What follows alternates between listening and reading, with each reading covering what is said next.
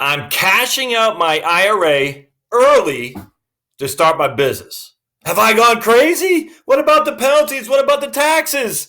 We're going to dive right into that here today because I'm going to show you exactly what I'm doing. And we'll show you some of the ramifications of this as well from the tax perspective that I think you might find interesting. So this will be fun. I can't wait. So don't forget to subscribe.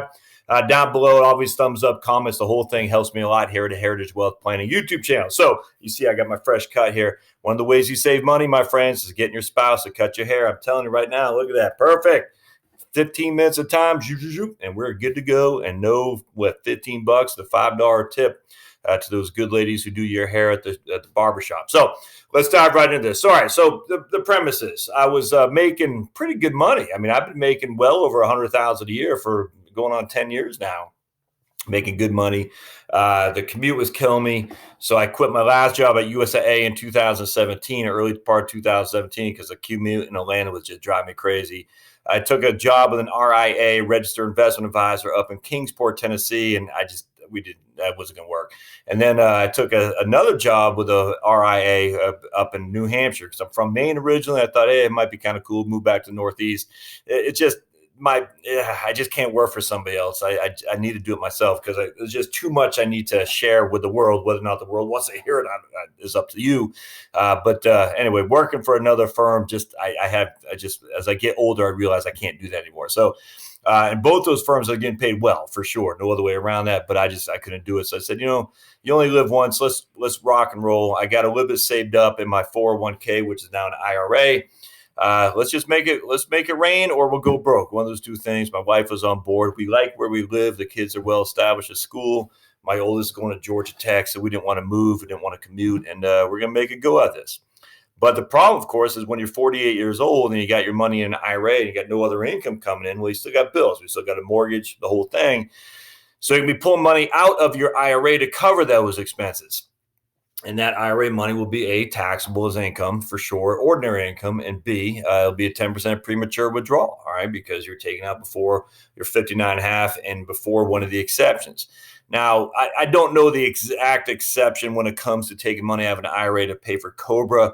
I just don't know. So there might be more benefits that I'm going to show you here. We'll probably dive into that in a different episode. We might do this in 2 or 3 episodes, actually, because I tell you, man, I love doing this. I love it. I love being self-employed. I love doing my own thing.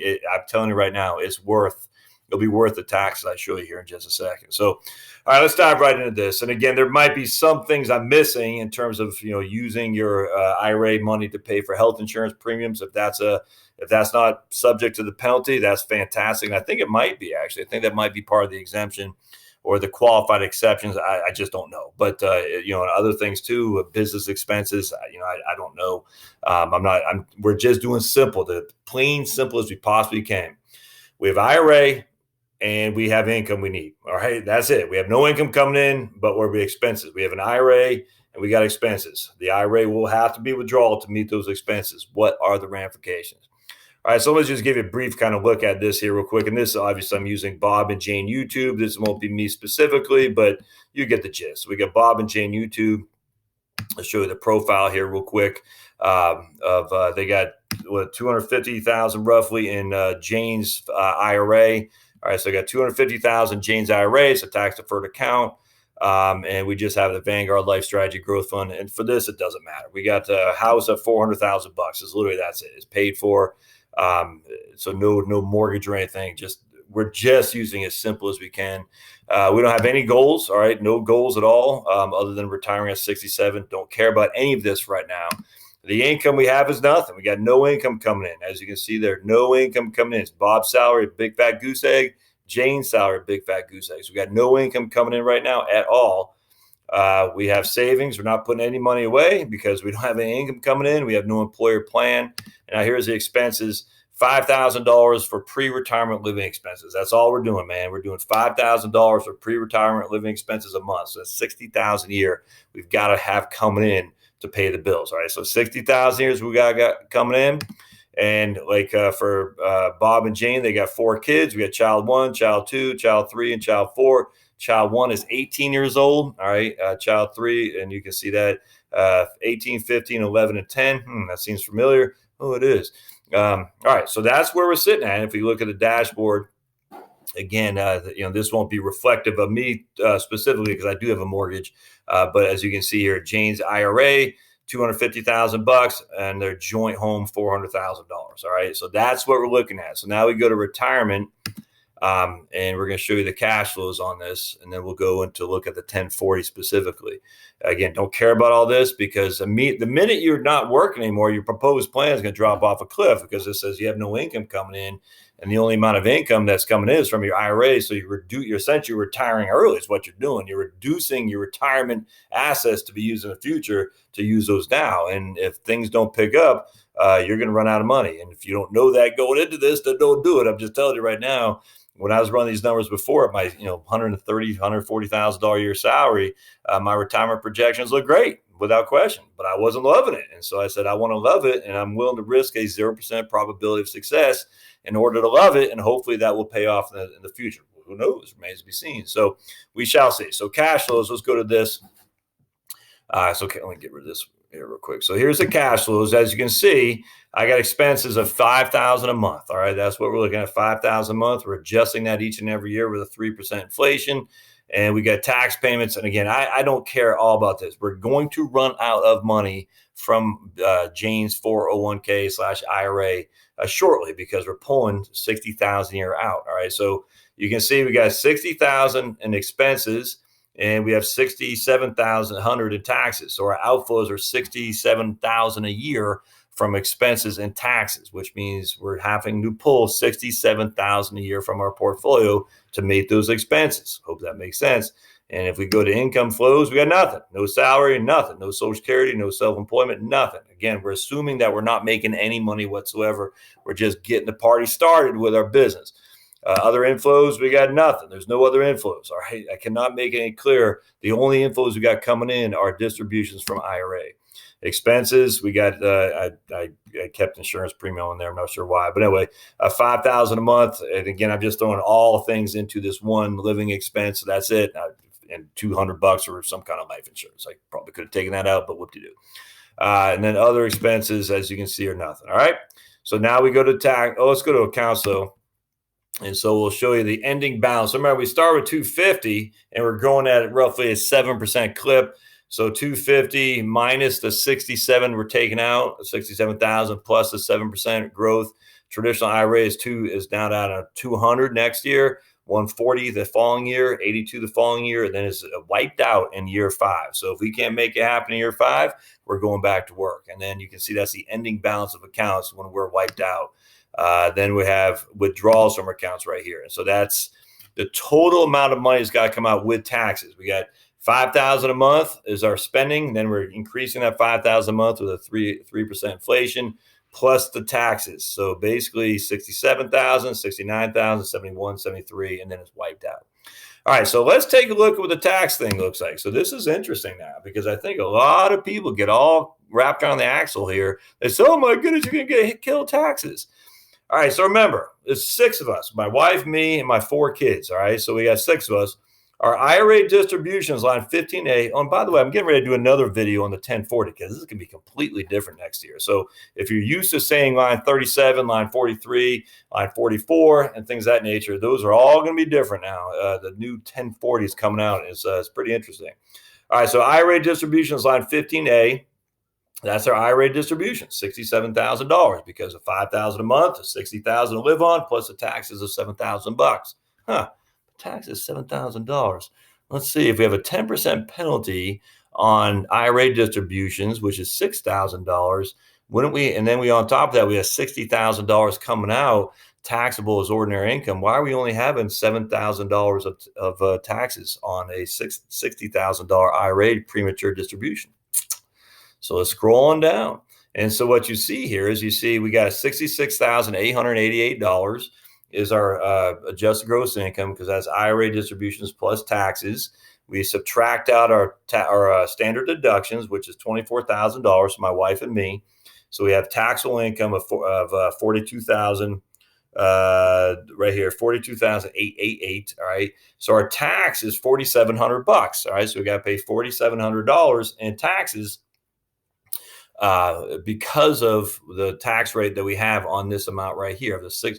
So essentially what's happening is the tax form is going backwards and kind of backing into this number right here. And I'll show you here in just a second. But essentially what they're saying is your income tax on those distributions with the penalty included now are $4,700. But I have education credits of $2,500 and I get child tax credits of $6,000. Child tax credits, I get no income coming in.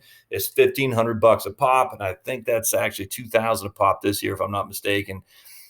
Anyway, so either way. So what we're showing you get education credits, $2,500 and child tax credits.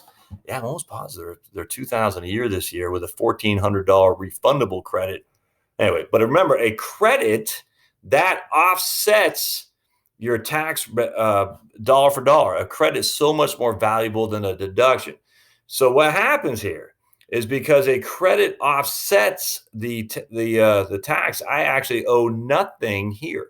That $4,700 of taxes due, they're wiped out for my credits. There is no taxes due whatsoever. The only tax that I have is a $66.89, which is a 10% penalty on the IRA. So the credits stop here.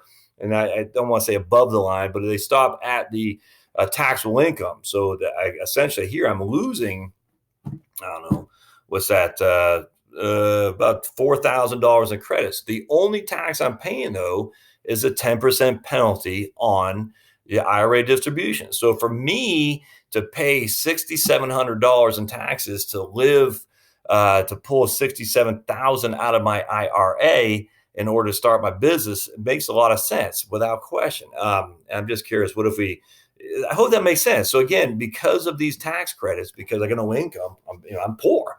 There's no other way around that. Because I got no income and I have the 4 kids, these offset by far any income tax I had from taking those distributions. Would not even debate them, not even close. The only drawbacks, I still have the 10% penalty. So essentially my max tax bracket is 10%. When in fact, my taxable income bracket is in the 12%, because $42,000 married filing jointly of taxable income is in the 12% tax bracket. All right. But yet I'm only paying 10%. So I hate to say it's a tax reduction because it's not really tax reduction, but I'm paying a marginal tax rate of 10%, where I'm in the marginal tax bracket of 12. If that makes sense. And so I'm just telling you. So what if we go back here? And we go to cash flow, and now we're going to say instead of taking $5,000 a month, let's take, I don't know, $7,000 a month. So now we're going to take more and see what it does to taxes. All right. So now we're going to say we're going to take 80. Again, all I care about, I don't care about the retirement projections look like. It means nothing to me. I just care about what the taxes look like. Because if you're starting business, your retirement projections are irrelevant at this stage. So let's just go back. Now we got $7,000 a month coming from my IRA. So that makes $93,000 a year with taxes. All right. So $93,000 is our total income. And I don't have my trusty calculator. Oh man, I left it in the other room. So 7,000 times 12 is $84,000. That's how much you're going to pull from your IRA. Plus you're going to have some more in taxes. Presumably this amount for taxes will be about $9,300. Let's see. So we got $9,300 coming from my IRA. We have $8,000 of taxes, because $93,000 minus your standard deduction makes your taxable income at $69,555, which puts you at a tax of $7,966. But I got credits of $8,500, which offsets that tax. So for me, again, you're pulling now. In this case, I'm well into the 12% tax bracket. In fact, we're even bordering on 22. We're not there. Well into the 12%. But because I have these credits to offset that 12% bracket, I'm actually, in this case, absolutely going to tax reduction, because I'm only paying 10%, $9,300 on the IRA distributions, when in fact my bracket is the 12%. Does that make sense? Because my credits are hammering away any of my 12% taxes I owe.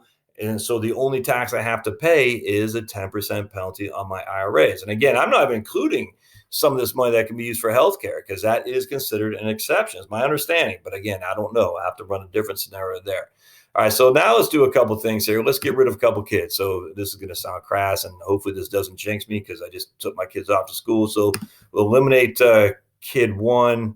Let's eliminate, see what happens to education credit there. We'll eliminate kid 1, I'm Catholic, so we always do the sign of the cross if you're Catholic. I'm actually I'm a Jesus lover of all things, but Catholicism is what I was born and raised. So, all right, we eliminated 2 kids. It makes me kind of scared to do that just because I don't want to jinx anything. I don't frankly believe that would happen, but weirder things have. So, anyway, now we only have 2 kids now. Let's see what it looks like here for details on the taxes. And we got $99,000 of IRA distributions. Not sure why that went up. In which case, we lost the education credit, all right, education tax credit, because my kid is no longer in college, and we only have $4,000 of child tax credits. So in this case, our total tax is $14,524. So those 2 kids saved me a significant amount of money in taxes. I mean, they almost increased my taxes by 60% by eliminating those 2 children, which that's not good because the child education tax credit is one, and then again, they only have. Now here they got $2,000 as a child tax credit, which is correct.